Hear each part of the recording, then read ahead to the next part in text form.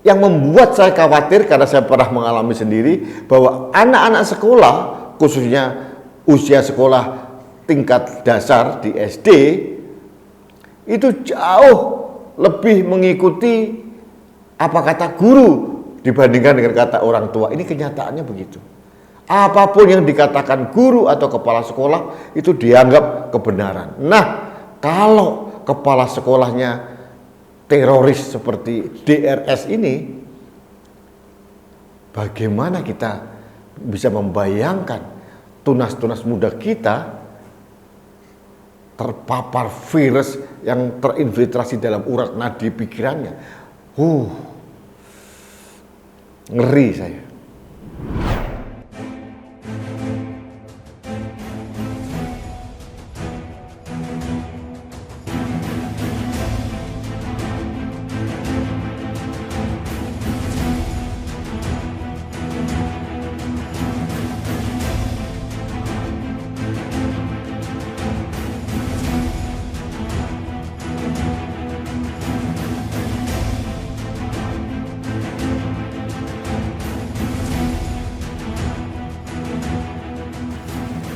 Halo sahabat Indonesia, kita bertemu lagi dalam Opini Rudi.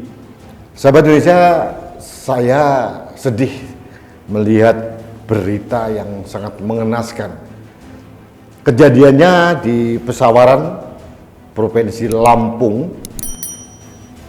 Ada seorang kepala sekolah SD negeri di Pesawaran ditangkap Densus 88 karena terindikasi kuat merupakan kelompok jamaah Islamiyah atau sedang merencanakan kegiatan terorisme. Kepala sekolah. Ada dua hal yang ingin saya soroti.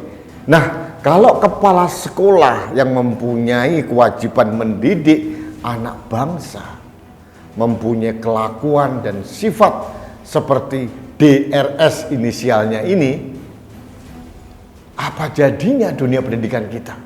Seorang kepala sekolah ternyata terduga teroris. Artinya selama ini, bertahun-tahun ini, sang oknum kepala sekolah yang berinisial DRS ini sudah melakukan kegiatannya. Apalagi dia juga konon merupakan salah satu pimpinan LAZ, Lembaga Amil Zakat di Provinsi Lampung atau di Kabupaten Pesawaran. Artinya dana-dana yang disalurkan oleh LAZ ini harus kita waspadai. Jangan-jangan juga sebagian disalurkan ke kelompok-kelompok terorisme, khususnya jamaah Islamiyah ini.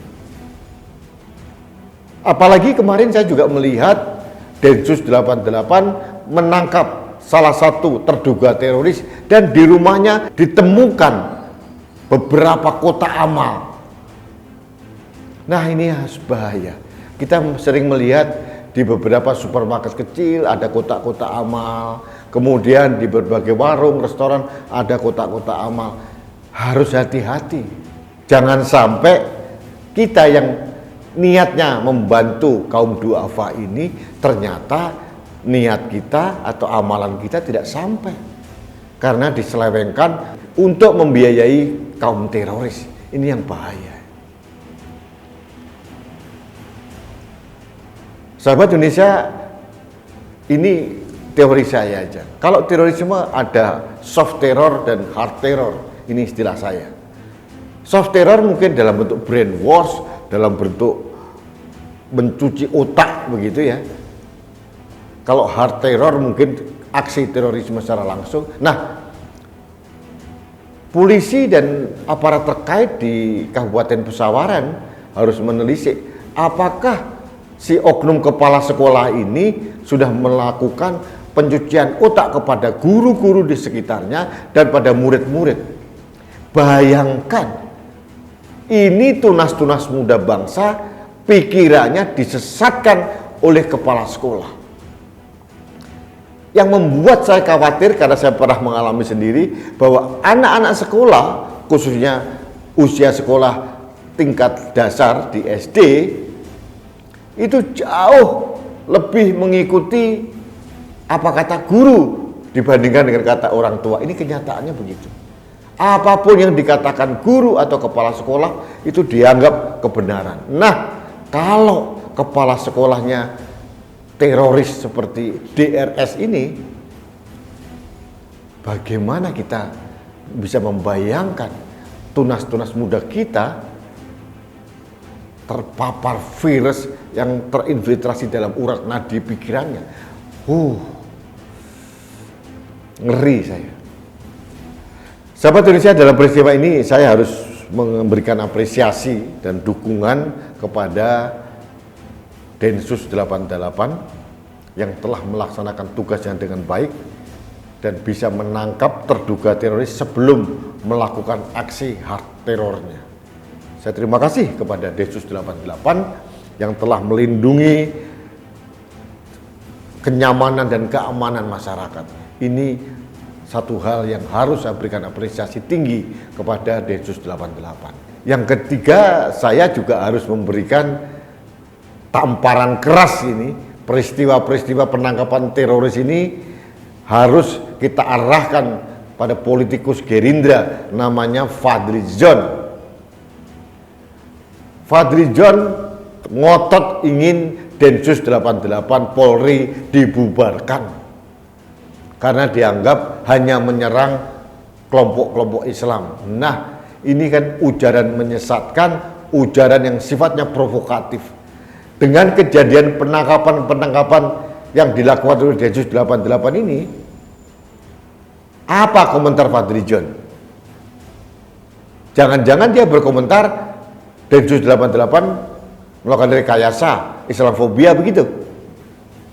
Ini narasi yang ngawur, pernyataan ngawur dari wakil rakyat, memalukan. Seharusnya kesatuan-kesatuan yang menangani masalah terorisme, khususnya penangkalan atau pencegahan terorisme ini, seperti Densus 88 atau yang lain, harusnya negara memperkuat. Karena ancaman radikalisme akhir-akhir ini intensinya semakin tinggi. Kalau saya jadi anggota DPR, saya akan memberikan usulan pada pemerintah, kepada negara untuk memperkuat kelompok-kelompok atau institusi yang melakukan pencegahan teroris. Ancamannya jauh lebih hebat dibanding 10 tahun yang lalu. Kelompok-kelompok yang dulu 10 tahun, 20 tahun yang lalu sedang beranjak konsolidasi masif, sekarang sudah beranak pinak, sudah siap. Apalagi ada inspirasi di Afghanistan, Taliban berkuasa. Kalau saya jadi Presiden Jokowi, saya akan memperkuat institusi pencegahan terorisme. Entah itu Polri, entah itu TNI, atau kedua institusi ini yang harus bahu-membahu. Bukan dilemahkan, apalagi dibubarkan. Fadly Zon, kamu memang aneh, bin ajaib. Sahabat Indonesia, ingin saya sampaikan kepada Kementerian Pendidikan dan Kebudayaan serta Ristek, harus hati-hati membersihkan anasir-anasir radikalisme dan terorisme di institusi pendidikan di Indonesia.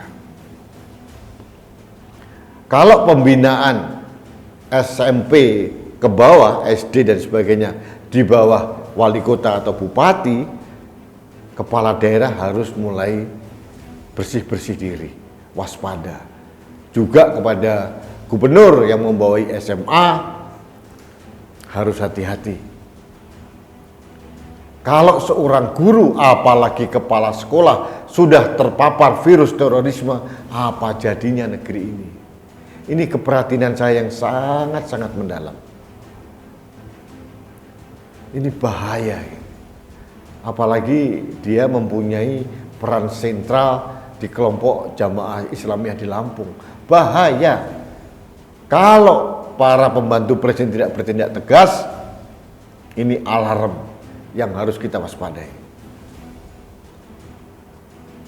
Berikutnya, sekali lagi saya mohon kepada pemerintah, kepada negara untuk memperhatikan dengan serius adanya potensi bangkitnya sel-sel tidur ini. Apakah dirasakan Densus 88 sudah cukup memadai atau perlu diperkuat? Atau mungkin ada undang-undang khusus tentang terorisme yang melibatkan TNI lebih aktif lagi?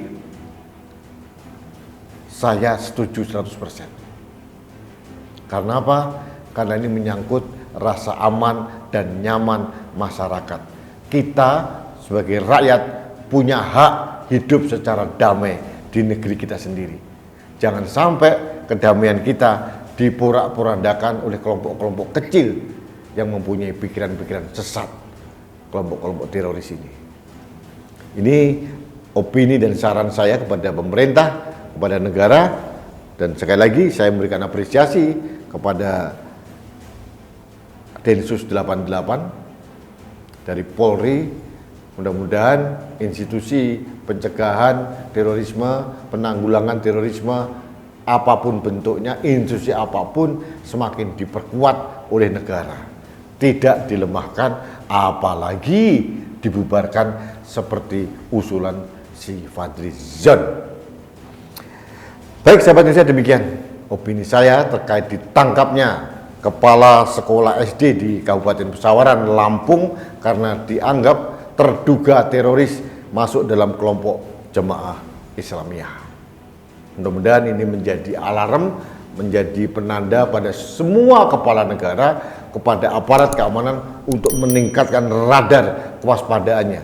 Jangan sampai hal ini terulang lagi, apalagi di institusi pendidikan yang kita harapkan bisa menjadi penumpang dan penyangga NKRI dan Merah Putih serta Pancasila. Baik sahabat Indonesia, demikian opini saya hari ini.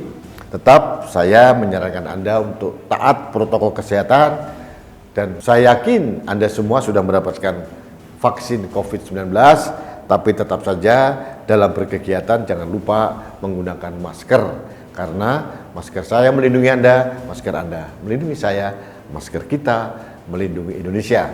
Salam satu Indonesia, salam budaya Nusantara, salam toleransi, salam sehat untuk Indonesia. Saya Rudi SKP.